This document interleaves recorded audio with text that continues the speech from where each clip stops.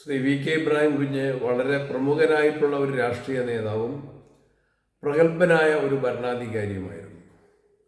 അദ്ദേഹം 2011 ഉമ്മൻചാണ്ടി മന്ത്രിസഭയിൽ പൊതുമരാമത്ത് വകുപ്പ് മന്ത്രിയായിരിക്കുമ്പോഴാണ് ഞാൻ ആദ്യമായിട്ട് നിയമസഭാംഗമാകുന്നത്. അന്നുവരെ പേരാവൂർ നിയോജക മണ്ഡലത്തിലെ റോഡുകൾ പൊട്ടിപ്പൊളിഞ്ഞ് കുണ്ടും കുഴിയുമായിട്ട് ഗതാഗത യോഗ്യമല്ലാത്ത ദയനീയാവസ്ഥയിലായിരുന്നു. അതിന് പരിഹാരമുണ്ടാക്കാൻ അദ്ദേഹത്തോട് അഭ്യർത്ഥന നടത്തി. അത് അദ്ദേഹം വളരെ ശ്രദ്ധാപൂർവം പരിശോധിച്ച് പരിഗണിച്ച് പരിഹരിച്ചു എന്നുള്ളതാണ് ഒരു യാഥാർത്ഥ്യം. അത് പേരാവൂരിൽ മാത്രമല്ല, കേരളത്തിൽ അങ്ങോളം ഇങ്ങോളം അദ്ദേഹത്തിൻ്റെ നേതൃത്വത്തിൽ റോഡുകളുടെ നവീകരണം, പുതിയ പാലങ്ങളുടെ നിർമ്മാണം, ഇതെല്ലാം ദ്രുതഗതിയിൽ നടന്നൊരു കാലഘട്ടമായിരുന്നു.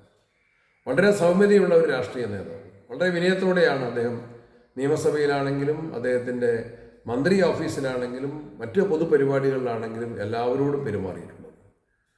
വളരെ വ്യക്തിപരമായ സൗഹൃദം അദ്ദേഹവും ഞാനും തമ്മിൽ ഈ കാരണങ്ങൾ കൊണ്ട് തന്നെ എൻ്റെ നിയോജകമണ്ഡലത്തിൻ്റെ വികസനത്തിന് വേണ്ടി വളരെ സഹായകരമായ നിലപാട് സ്വീകരിച്ച പൊതുമരാമത്ത് വകുപ്പ് മന്ത്രി എന്ന നിലയിൽ അദ്ദേഹവുമായിട്ടുള്ള വലിയൊരു സ്നേഹബന്ധം സൂക്ഷിക്കാൻ എനിക്ക് സാധിച്ചു. അദ്ദേഹത്തിൻ്റെ വേർപാട് വലിയ വേദനയാണ് ഉണ്ടാക്കിയിട്ടുള്ളത്.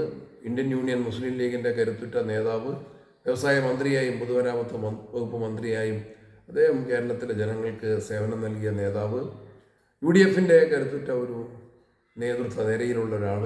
ഈ നിലയിലെല്ലാം ശ്രീ ഇബ്രാഹിം കുഞ്ഞ് ശ്രദ്ധേയനായിരുന്നു. അദ്ദേഹത്തിൻ്റെ വേർപാട് വലിയ വേദനയും നഷ്ടവുമാണ് ഉണ്ടാക്കിയിട്ടുള്ളത്.